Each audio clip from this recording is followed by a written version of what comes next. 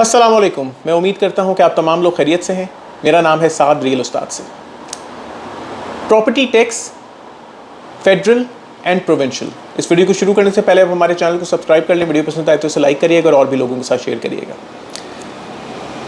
بالکل regime change سے پہلے پراپرٹی ٹیکسز کچھ یوں تھے. خریدتے ہوئے فائلر 1% دیتا تھا اور non filer 2% advance tax. Stamp duty 1% تھی اور اس کے علاوہ جب آپ بیچ رہے ہیں تو 5 سال یا اس سے کم کے عرصے کے اندر آپ گین ٹیکس ادا کرتے تھے 1 اور 2% کا. لیکن رجیم چینج کے بعد معاملات بہت فرق ہیں.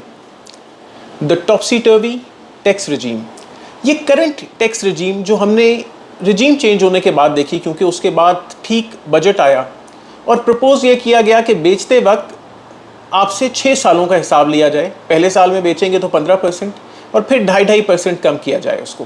اور اس پرپوزل نے مارکیٹ کی کمر ہی توڑ دی. پرچیز کرتے ہوئے 2 اور 5% ٹیکس ادا کریں، یہ بھی بڑا کمزور ہے کہ فائلر 2% ادا کرے اور نان فائلر 5% ادا کرے. اور اسٹیمپ ڈیوٹی 2% کر دی گئی.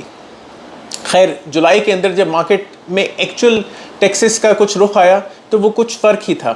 اس کے علاوہ پراپرٹی کی ایویلیویشن کو انکریز کرتی گئی ہے گورنمنٹ، اور مارکیٹ کے اندر کچھ ڈفرینٹ معاملات چلتے رہے. تو that's why the topsy turvy tax regime. Current federal government ایک انڈسٹری کے اسیسنز ہیں.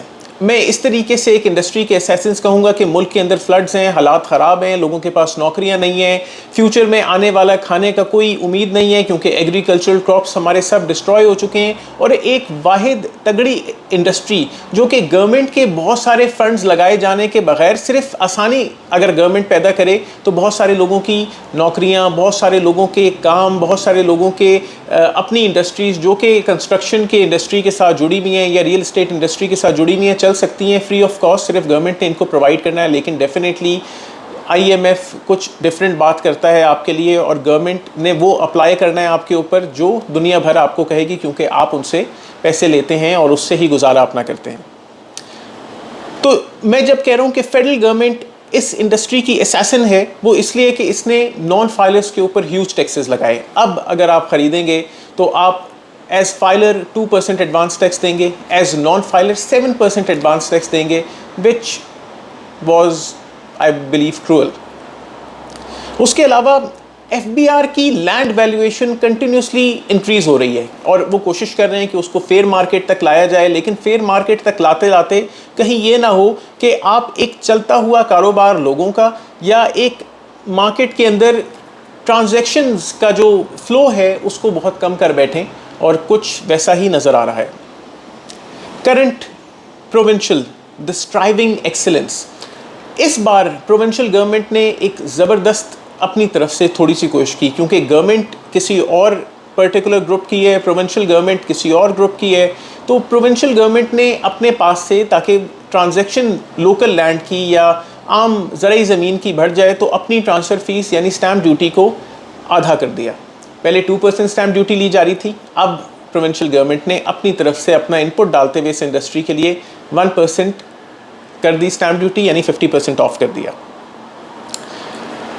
Conclusion, provincial excellent job done. یعنی میں پروونشل گورنمنٹ کو اس کنکلوژن میں یہ کہنا چاہتا ہوں کہ آپ نے ایک بہترین کام کیا ہے. اب میں آپ کو کرنٹ ٹیکسز بھی بتا دوں.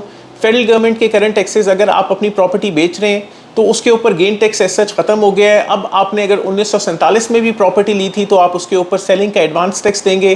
فائلر 2% دے گا، نان فائلر 4% دے گا. اگر آپ خرید رہے ہیں اسی طریقے سے تو آپ فائلر 2% دے گا ایڈوانس ٹیکس اور نان فائلر 7% دے گا. اور تھینکس ٹو پروونشل گورنمنٹ اب آپ کو 2% اسٹیمپ ڈیوٹی نہیں 1% اسٹیمپ ڈیوٹی دینی پڑے گی. So provincial government excellent job done. آپ اپنی سی کوشش کر رہے ہیں اس انڈسٹری کو بڑھانے کی اور ہمیں آپ کی وہ کوشش نظر آ رہی ہے تو ہم آپ کو سلام کرتے ہیں. فیڈرل گورنمنٹ کے لیے اب میسج، اس مشکل ٹائم پہ جب آپ کو جاب کریشن کرنی چاہیے، جب ملک کے حالات ایسے ہیں کہ کراچی کے اندر ہم دیکھ رہے ہیں کہ آئے دن سڑک پہ لوگ بندوق لے کے لوگوں کا حق چھین رہے ہیں. اور وہ بندوق کیوں اٹھائے ہوئے ہیں؟ کہ ان کے اپنے گھروں کے حالات مشکل ہوئے ہیں. ان کے اپنے گھروں پہ بچوں کو روتا بلکتا دیکھ رہے ہیں، ان کے ساتھ کام نہیں چل رہا. تو وہ یہ کہہ رہے ہیں کہ چلو یار کسی کو لوٹ کے ہی اپنے گھر کا معاملہ چلا لیں تو ہم چلا لیں. یا ہم یہ چیز اسلام آباد میں بھی اب آتے ہوئے دیکھ رہے ہیں تو چیزیں مشکل ہو رہی ہیں, اور یہ مشکلات اس لیے پیدا ہو رہی ہیں کیونکہ گورنمنٹ ان کی خاطر خواہ مدد نہیں کر پا رہی ہے انفارچونیٹلی, یا وہ ایسے اقدام نہیں لے کے آ سک رہی کہ ان لوگوں کو یا اس یوتھ کو جو کہ سڑکوں پہ نکلی ہوئی ہے مشکلات پیدا کرنے کے لیے, اس کو کہیں پہ لگائیں اور حق حلال کی انکم ان کو دے سکیں یا فروغ کر سکیں. لیکن ریئل اسٹیٹ ایک ایسی انڈسٹری ہے, یہ ایک ایسی جاب کریشن ایکٹیویٹی ہے کہ جو کہ آپ پڑھے لکھے اگر نہیں بھی ہیں تو یہ مارکیٹ آپ کو اکوموڈیٹ کرنے کے لیے تیار ہے, بلانے کے لیے تیار ہے.